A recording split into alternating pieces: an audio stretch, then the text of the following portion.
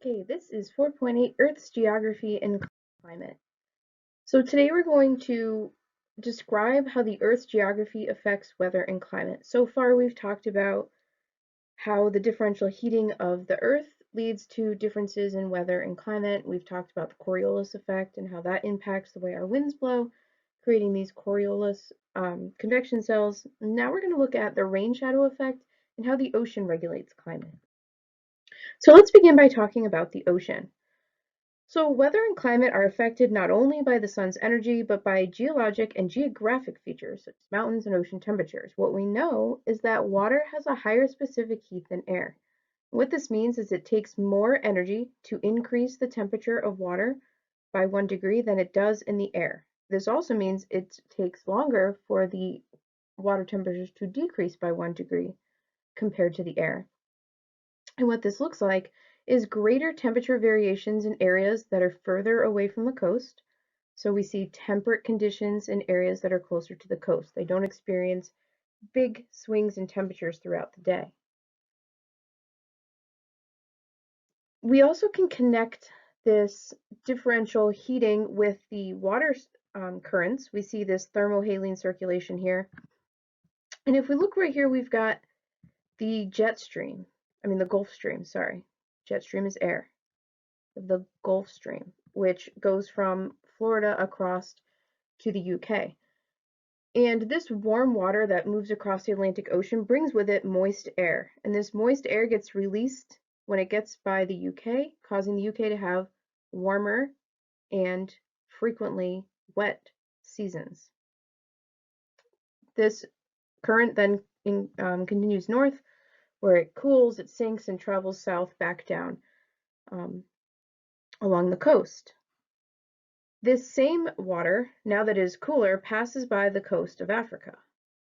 As it passes by the coast of Africa, because it's cool water, it brings with it drier air. So this area tends to be a desert because it has drier air passing by. So let's talk about how oceans create the rain shadow effect. So this is why it's important to remember which direction our winds are blowing. So in this case, we have prevailing winds coming here from, let's say that's the west. With them, they bring warm, moist air again, the moist air off the oceans.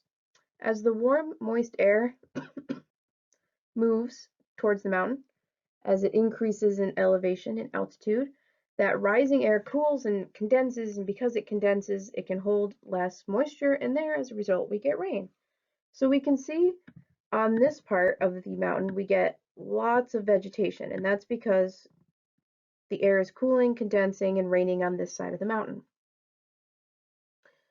When we get to the other side of the mountain, the air now falls down on this side and gives us a desert because it no longer has any moisture.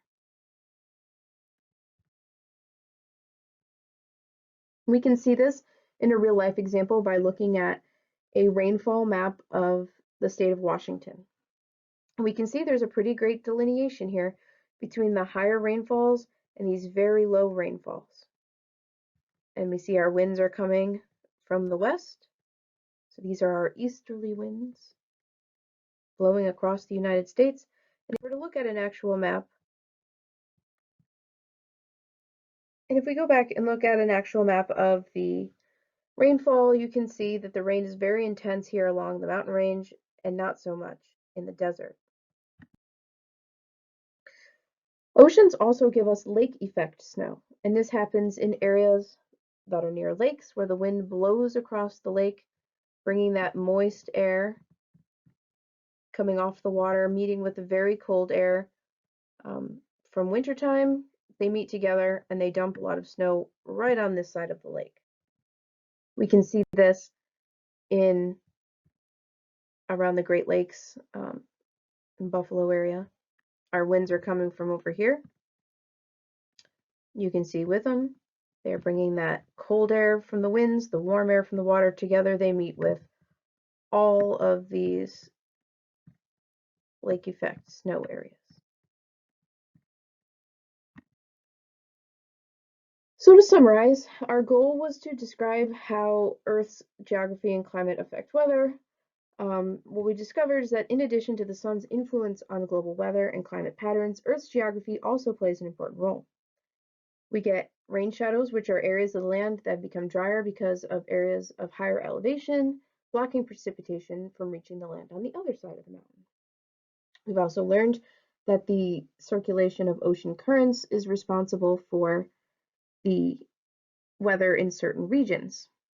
Now, here's another good picture. You can see that Gulf Stream, and we found, and scientists have theorized that with climate change, we're no longer going to have a big enough difference between the temperature up at the poles and the temperature at the equator, that this Gulf Stream may weaken or slow down. And with it, they'll expect that the temperatures in the UK will actually get cooler because there won't be that warm air being brought up by the Gulf Stream, and they'll have less rain.